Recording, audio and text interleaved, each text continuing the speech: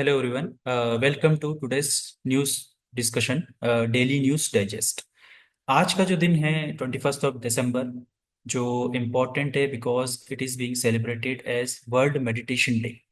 आज जो है according to United Nation General Assembly उसने डिक्लेयर किया है 21 दिसंबर को world meditation day to promote awareness about meditation. And as we all know it has immense potential for our physical as well as mental health. So this day is important for that particular purpose. One more thing which is important today is winter solstice, जिसमें जो अर्थ का tilt होता है वो maximum होता है। और in winter solstice, as we all know that night is longest. So in the northern hemisphere, so the sun shines vertically on the Tropic of Capricorn, sorry, in the southern hemisphere. So in that sense, this day is also important. Coming to the today's topic, which is one article from explained page of Indian Express, which is I think very important. This is a very holistic article. This is regarding global crisis. So global crisis में इन्होंने 3-4 challenges लिए हैं, and this particular article is discussing a report by Intergovernmental Science Policy Platform on Biodiversity and Ecosystem, जो IPBES एक body है, global group of scientist हैं, experts हैं, जिसने ये रिपोर्ट निकाली है, which is called nexus report. तो ये नेक्सस रिपोर्ट है जो बोलती है कि how these all global crisis are interconnected. तो इसमें इस आर्टिकल में हमारे लिए इंपॉर्टेंट क्या है? First thing which is important is कि कौन से बिगेस्ट चैलेंजेस हैं जो इंटरकनेक्टेड हैं। तो first thing which is important is this climate change, biodiversity loss and hunger. These all challenges are interconnected. Basically ये रिपोर्ट जो डिस्कस करती है वो 5 मेजर चैलेंजेस डिस्कस कर रही है, जिसमें क्लाइमेट चेंज है, बायोडाइवर्सिटी लॉस है, फूड इनसिक्योरिटी है, water scarcity and health risk है।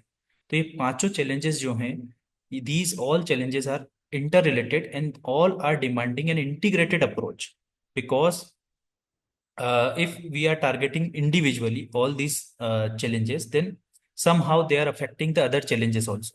So one should focus on the integrated approach to solve these global crises. तो ये पर्टिकुलर इसका क्रक्स है इस रिपोर्ट का। इसमें कुछ इसने डाटा एंड फैक्ट्स भी मेंशन किए हैं। First thing we should know इज कि ये बॉडी है क्या। So this body was set up only in 2012। informs it informs several multilateral environmental processes, including UN Convention on Biological Diversity, Convention on Combating Desertification, Ramsar Convention on Wetlands, Convention on International Trade in Endangered Species, and the Cartagena Protocol on Biosafety. तो ultimately करता क्या है, जैसे IPCC जो है, inter governmental panel on climate change, ये climate change के ऊपर डाटा देता है। सिमिलरली इकोसिस्टम के ऊपर, दिस इकोसिस्टम एंड बायोडाइवर्सिटी के ऊपर जो डाटा प्रोवाइड करता है, इन सारे कन्वेंशंस को जो इंफॉर्मेशन देता है, that is inter governmental science policy platform on biodiversity and ecosystem service. तो ये ग्लोबल ग्रुप इस पे वर्क करता है। Then for example, it periodically examines all the existing scientific knowledge on biodiversity in nature to assess its current state. So ये कुछ नया knowledge generate नहीं करता है, ये जो एग्जिस्टिंग नॉलेज है, एग्जिस्टिंग सिचुएशन है, उसका स्टेटस बताता है और उसी को इवेल्युएट करके बताता है। सो दिस बॉडी इज इंपॉर्टेंट। तो ये रोल ऑफ आईपीबीएस यहाँ पर मेंशन है, इस पर क्वेश्चन आ सकता है। Next thing which is important is कुछ डाटा है जो 2019 में इसी बॉडी ने निकाला था। The report in that particular year found that nearly 75% of the Earth's land surface and 66% of the marine environments had been significantly altered, and over 85% of wetlands had been lost. तो ये एक important data है on biodiversity loss, जिसको note down करना चाहिए, GS3 में हम use कर सकते हैं। अगेन इसमें मेंशन है कि ये इसी रिपोर्ट के बाद ही जो कुमिंग मॉन्ट्रियल ग्लोबल बायोडाइवर्सिटी फ्रेमवर्क है वो फाइनलाइज हुआ था इसी डाटा के बेसिस पे इन 2022।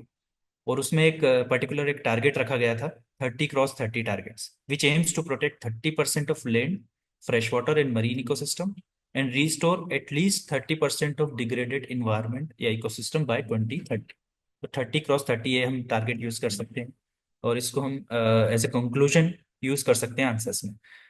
नेक्स्ट थिंग, जो अभी प्रेजेंट में जो रिपोर्ट लॉन्च हुई है नेक्सस रिपोर्ट, वो भी कुछ डाटा डिस्कस कर रही है। फॉर एग्जांपल, ये पर्टिकुलर रिपोर्ट बता रही है कि an attempt to scale up a food production, for example, we are targeting a individual problem, food scarcity. So an attempt to scale up food production, a positive action to deal with hunger, could increase the stress on land and water resources and biodiversity. So ultimately वो कर क्या रही है, जो हमारे दूसरे challenges है biodiversity loss, उसको अफेक्ट कर रही है. तो जब तक हम इंटीग्रेटेड अप्रोच नहीं रखेंगे, similarly for example exclusive focus on climate change could also go down on same pathway. Similarly, protecting land and ocean could restrict choice on climate change and food security. So हम जब एक problem को deal करने जाते हैं तो ultimately दूसरी problem को भी अफेक्ट करता है. इफ वी आर टारगेटिंग कि हम हंगर के लिए फूड प्रोडक्शन बढ़ाएं, तो इन दैट केस ये रिसोर्सेज के ऊपर बर्डन बढ़ जाएगा and ultimately it will lead to unsustainable development और अल्टीमेटली बायोडाइवर्सिटी लॉस. तो one thing is affecting another thing. तो ये रिपोर्ट यही बोल रही है कि there is a need of an integrated approach. Now कुछ इसमें स्टेप्स बताई गई है, कुछ रिस्पॉन्स ऑप्शंस बताए गए हैं जो यहाँ पर मेंशन है. These options include restoration of carbon rich ecosystem like forests, soils, and mangroves, effective management of biodiversity to reduce risk of disease spreading from animals to human, promotion of sustainable healthy diets, and reliance of nature-based solution wherever possible. So ultimately इन्होंने किया क्या है कि अलग अलग problems के जो solutions हैं उनको ट्रैक किया, उनमें जो कॉमन सॉल्यूशंस थे जो इंटीग्रेटेड हैं और जो अल्टीमेटली सारी ही प्रॉब्लम्स को, पांचों चैलेंजेस को टारगेट कर रहे हैं, उनके एक रिस्पॉन्स शीट बनी है जिसमें क्या क्या वे फॉरवर्ड हो सकता है. And through that way forward we are directly और indirectly targeting all 5 problems, not just one. So it is inclusive of all 5 challenges. Then again कुछ वे फॉरवर्ड यहाँ इसमें एम भी मेंशन है कि the aim must be to find and implement action that focuses on sustainable production and consumption while also conserving and restoring ecosystem, reducing pollution and mitigating the impacts of climate change. तो ये भी कुछ steps इसमें mention है. Now why nature is important, इसमें कुछ data facts दे रखा है जो इस टेबल में भी मेंशन है. तो मैं यहाँ से आपको बता देता हूँ, ये जो डाटा यहाँ पर मेंशन है ये आपको नोट डाउन कर लेना चाहिए. So the first data is 2 to 6% is the decadal decline in biodiversity over the last 30 to 50 years. तो ये decadal decline है biodiversity में. Then again, more than 50% of global population lives in area worst impacted by biodiversity decline. It increases health risk, water and food availability, and climate change. Now, $58 trillion is the value of economic activity dependent on nature. Ultimately इसका सिर्फ environmental advantage नहीं है, economic advantage भी है. तो ये यही बोल रहा है कि नेचर के थ्रू जो एक्टिविटीज हम या जो प्रोडक्शन उससे हम ले रहे हैं, that amounts to around $58 trillion. Up to $1 trillion is the annual financial cap for biodiversity restoration needs. And next is the $100 to $300 billion is the annual value of illegal resources extraction in the forest, wildlife and marine trade. तो ये कुछ data है जो student को note down करना चाहिए, that is important. इसमें कुछ और भी प्रिंसिपल्स मेंशन है जो मेंस के लिए इंपॉर्टेंट है. For example 4 fundamental principles for this transformative approach. तो ये कौन से 4 फंडामेंटल प्रिंसिपल्स हैं? First is equity and justice, second is pluralism and inclusion, next is respectful and reciprocal human nature relationship, and adaptive learning and action, that is the last one. तो ये जो 4 principle दे रखे fundamental principle, based on that principles we can have this transformative approach to tackle all this problems at the same time. Now जो for example हमने data discuss किया है, and ultimately if the report says that $10 trillion is the business opportunity and about 400 million jobs could be generated by 2030 through sustainable economic approaches that rely on nature positive economic model. तो ultimately जब हम ये steps follow करेंगे, it could generate, it may generate 10 trillion in future in business opportunities and about 400 million jobs. So this article is very wholesome article which is talking about all the environmental problem that the world is facing, and students should note down all the datas and facts and also the mains points, mains arguments. तो ये report में जो suggestions दे रखे हैं इसको हम mains में use कर सकते हैं. So this was from my side. Now I'll invite Gaurav sir to continue this discussion. Thank you, sir. So there is one article to be shared with you all from today's edition of The Hindu, and I found this article very important. Like Gaganyaan G1 to test capabilities ahead of manned flight. So we all know that by 2026, the ISRO and Indian government is envisaging to send a Gaganyaan mission, and also by 2035 we are aspiring to establish our अंतरिक्ष भारतीय अंतरिक्ष station like international space station, like in line of that we are aspiring to establish our space station also. For that this mission becomes very important. So let's delve into this. So Gaganyaan G1, the first of the three uncrewed test mission that will lead up to the India's maiden human space flight, is designed to mimic end to end and the actual flight and validate critical technologies and capabilities, including human rated launch vehicle mark three. तो एक first of all we should note कि exactly ये जरूरत क्यों है। अब because we are sending humans to it, तो before that it should be like बिल्कुल रेडी होनी चाहिए। अब उसमें लाइफ सपोर्ट सिस्टम काम कर रहा है या नहीं कर रहा है, बाकी एवियोनिक्स काम कर रहे हैं या नहीं कर रहे हैं, और बहुत सारी जो चीज़ें हैं वो हमको देख लेना है ह्यूमन को भेजने से पहले कि are they walking in tandem और are working in the full tilt और नॉट। तो उसके लिए इम्पॉर्टेंट हो जाता है, ठीक है। इसमें एक मेंशन है human rated launch vehicle mark three. तो वी ऑल नो कि एक LMV3 भी है। तो इस तरह के लॉन्च व्हीकल्स जो होते हैं जैसे PSLV GSLV, तो it is a type of GSLV with bit of modification, वो हम आगे देखेंगे। तो Indian space research organisation began the stacking और assembly of HLMV3 at the Satish Dhawan space station. ये कहाँ है? श्रीहरिकोटा में है। coinciding with the 10th anniversary of Surf orbital crew module atmospheric re-entry. एक केयर एक्सपेरिमेंट हुआ था 2014 में, उसका ये आज 10th एक एनिवर्सरी भी है, उसके उपलक्ष्य में भी हम लोग कर रहे हैं, ठीक है। स्पीकिंग टू हिंदू, जो इसरो के मिशन के चेयरमैन है उन्नकृष्णन नायर, उन्होंने कहा है कि integration of crew module which will fly abroad, the mission is progressing at VSSC Vikram Sarabhai space centre. ये कहाँ है? ये थुम्बा में है। तो ये सब कुछ कुछ इंपॉर्टेंट ये आपको पता होना चाहिए, ठीक है। Once the crew module is ready, it will be transferred to the UR Rao Satellite Center, Bengaluru for integration with service module। अब crew module और service module जब दोनों मिल जाते हैं तब बन जाता है orbital module। तो orbital module में क्या क्या आता है? तो एक आपका क्रू मॉड्यूल आता है, एक सर्विस मॉड्यूल आता है।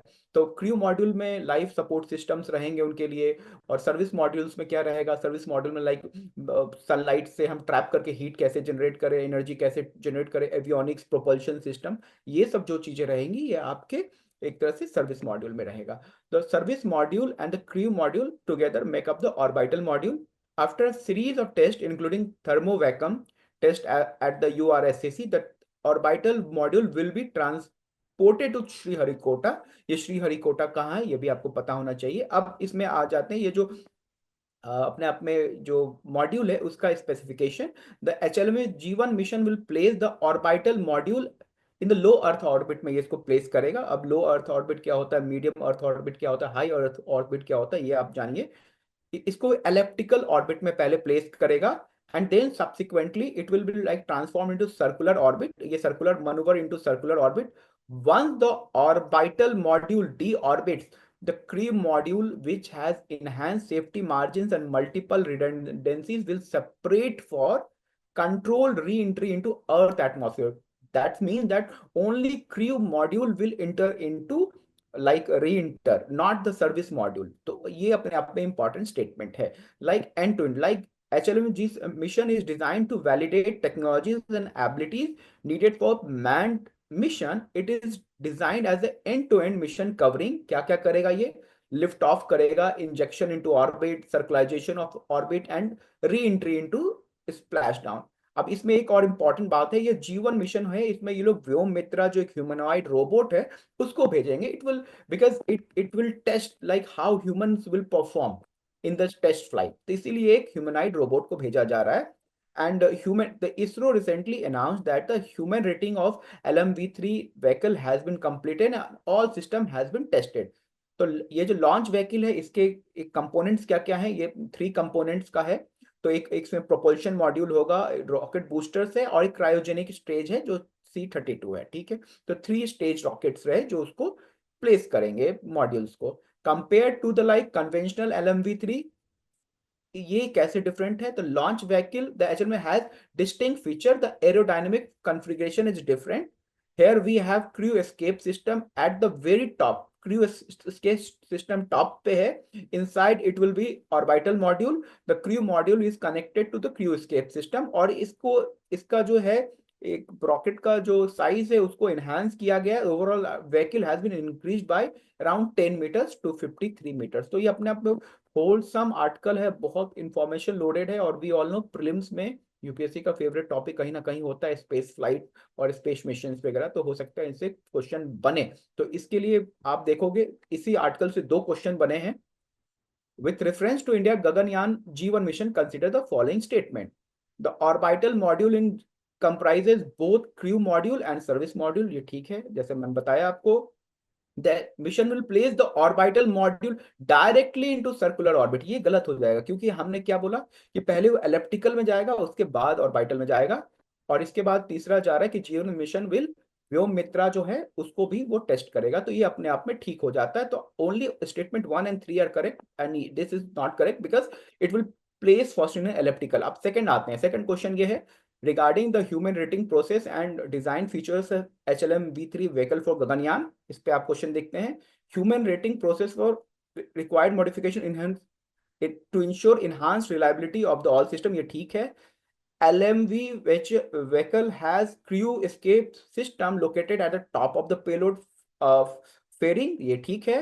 तो overall height of HLM V3 vehicle has been reduced to improve aerodynamic stability. ये गलत है क्योंकि इंक्रीज किया गया 53 मीटर 10 मीटर्स। ठीक है, तो ये इसीलिए ये स्टेटमेंट गलत है। ओनली 1 and 2 सही होगा फिर। ठीक है, तो 1 and 2 सही है। तो आप देखो यूपीएससी भी इसी पैटर्न पे आपसे क्वेश्चन पूछेगा। So for that thing this article very important. तो इस तरह से आप देख सकते हैं क्वेश्चन किस तरह से पूछे जा सकते हैं। So with this I now invite Manish sir to carry forward this discussion. Thank you, sir. I have also two articles. The very first article is related to GS paper 3 mains के लिए important है, IR का ये article है. This article is written about the recent visit or planned visit of Prime Minister Modi to the Kuwait, and the heading है कि the chance to create gold during the Kuwait visit. So in this article, the author has discussed कि why Kuwait is very important for India and which are the area where we can make the significant progress. So first of all, this visit hold great significance not only for the bilateral tie but also for the region which is going through a very difficult phase of conflict and transition जो recently Israel Hamas Israel Iran के कारण हो रहा है। तो this region is very hot region as of now. तो ये region के लिए भी इम्पोर्टेंट है और ओवरऑल इंडिया के बायलैटरल ट्रेड के लिए भी इम्पोर्टेंट है। एज फार एज कुवैत की बात करें तो एक कंट्री है, ये बहुत ही स्ट्रेटेजिक लोकेशन पे है। For example located at the north east end of the Persian gulf, it shares border with the Iraq and Saudi Arabia and host important American military bases भी यहाँ पे है। तो इस कारण से इसका लोकेशन बहुत इंपॉर्टेंट हो जाता है। और दूसरा इसमें एक चीज ये है कि we always come to know कि it generally maintains a neutral stand over international issues और बायलैटरल इशूज में, और because of that it always play a role of interlocutor in resolving disputes. जहां भी दो कंट्री का डिस्प्यूट्स होता है उस रीजन में कहीं ना कहीं ये इंटरलोकुटर का रोल प्ले करता है ये कंट्री। तो why this is important for India, तो यहाँ पे बात किया गया सेकंड पार्ट में कि untapped potential and existing links क्या क्या है, पोटेंशियल कौन कौन सी एरिया है जो अनटैप्ड है। तो first of all India was the first country to establish a diplomatic relation with Kuwait following the independence from the British protectorate in 1961। India was the very first country which establish diplomatic relation in the Kuwait. Apart from this, India has consistently been among the top trading partner of Kuber. यहाँ पे एक data है, overall trade volume की बात करें तो that is in the range of $10.47 billion. 2000 financial year 2023-24 में Kuwait was the sixth largest crude supplier to India. तो एनर्जी सिक्योरिटी के लिए भी बहुत इंपॉर्टेंट है कुवैत हमारे लिए। और जो KI है कुवैत का एक होता है जहाँ पे जो कुवैत इन्वेस्टमेंट अथॉरिटी जो वहाँ के सोवरेन फंड्स को मैनेज करती है, that organisation is making investment in the range of $10 billion in our country economy में। उसके साथ ड्यूरिंग द कोविड-19 पेंडेमिक में इंडिया और कुवैत ने बहुत अच्छा ब्रदरहुड दिखाया था। Both country supported each other in many crucial areas. Along with that, अगर पॉपुलेशन की बात करें तो Kuwait has total population of 4.9 million, out of that 1 million are Indian and they are very trusted people in the Kuwait. तो ये data important है अभी जो रिलेशन है उसके हिसाब से। और व्हाट आर द एरिया जहाँ पे हम और सिग्निफिकेंटली इंप्रूव कर सकते हैं, तो for example in this article it is talking about कि वी में develop a comprehensive strategic partnership agreement with the Kuwait, और it will give some good start for furthering the bilateral relation और overall trade। Defence cooperation की बहुत scope है event के Kuwait के साथ। along with that, India has invited Kuwait to join international solar alliance, और probability is very high that कि the country will join it।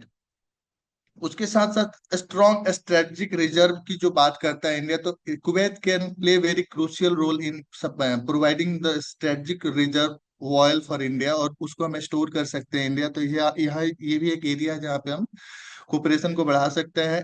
और उसके साथ साथ जो कुवैत विजन 2035 है, वहां पे India is getting an opportunity to make investment in Kuwait. Along with that we can set up higher education institution, for example IIT हो गया या आईएम हो गया या एम्स जैसे इंस्टीट्यूशन हम वहाँ हायर एजुकेशन के एस्टेब्लिश कर सकते हैं।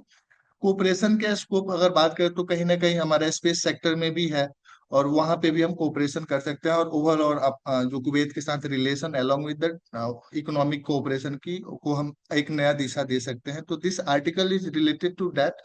बहुत अच्छा है। ये रीजन अभी डिस्टर्ब्ड है कहीं ना कहीं, तो एक्सपेक्ट किया जा सकता है क्वेश्चंस। तो कुछ डेटा मिल रहे हैं 5-6 पॉइंट्स, और 5-6 पॉइंट जहाँ पे हम और आगे कोऑपरेशन को बढ़ा सकते हैं, तो नोट डाउन किया जा सकता है। There is another article, and this article is related to environment, protection of environment. और ये आर्टिकल बात करता है role of locals essential in protecting environment, why this role of locals is important।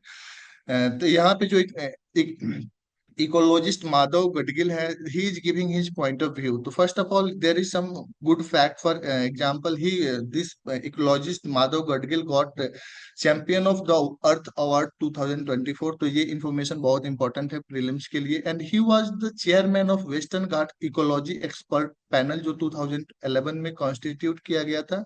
And this panel suggested to make bottom up approach in environmental management। तो यहाँ पे इन्होंने कहा कि we need to bring ग्राम सभा and local should be part of the decision making process regarding carrying out the activities such as rock quarrying in the ecologically sensitive area in the Western Ghat। बहुत sensitive area है, and what is happening, we are not taking the input of the local people, because of that जो हम planning और development कर रहे हैं that is not sustainable। तो उसको इन्होंने highlight किया है। अलॉन्ग विद दैट यहाँ पे इन्होंने एक केस स्टडी दिया है, केरला का एक कुदुम्बश्री एक ऑर्गेनाइजेशन है, कम्युनिटी बेस्ड नेटवर्क है, कि वो that organisation is very well organised, and that organisation is working for taking people out of poverty. तो if such organisations are there, तो वैसे ऑर्गेनाइजेशन की हम क्वेरलिंग जो यहाँ पे बात की गई थी रॉक क्वेरलिंग की, तो such activities can be given to those organizations because they are very organized and they are working to help the people in the rural area। उसके साथ इन्होंने सजेस्ट किया कि we need to limit activities high and moderate ecologically sensitive area in western Ghat would help in avoiding disasters such as the Wayanad landslide which took place in the July this month। अगर हम limit करेंगे human activities mainly जो है high sensitive और moderate sensitive area में, तो जो landslide से रिलेटेड अभी एक्टिविटी एक डिजास्टर हुआ था वायनाड में, तो वी कैन अवॉइड और we can mitigate such disaster in the future. और इन्होंने एक यहाँ पे कंसर्न राइज किया related to tea estate owners and their friends की how they are making high resort building और lakes in the very sensitive areas. तो because of that कहीं ना कहीं हम एक ट्रिगर फोर्स क्रिएट कर रहा है लैंडस्लाइड के लिए, because we are going into the area which is suppose to be protected. तो इसको कम करने की बात की गई है। along with that he is saying कि India need to revise its outlook of economic development and it should be based on 4 pillar। the 4 pillar में इसमें बात किया नेचुरल कैपिटल की, ह्यूमन कैपिटल की, सोशल कैपिटल की एंड मैन मेड कैपिटल की। And he has criticized the approach of man made capital in the long term, क्योंकि ये एडवर्सली इम्पैक्ट करता है नेचुरल कैपिटल का एंड ह्यूमन कैपिटल का। तो our development planning should be comprehensive and we need to incorporate all these 4 components, that is natural capital, human capital, social capital and man-made capital. So and by bringing the locals in the development planning we can mitigate such disasters in the sensitive environmental area. So this is the basic take of this article, and with this I would like to conclude today's session. Thank you all.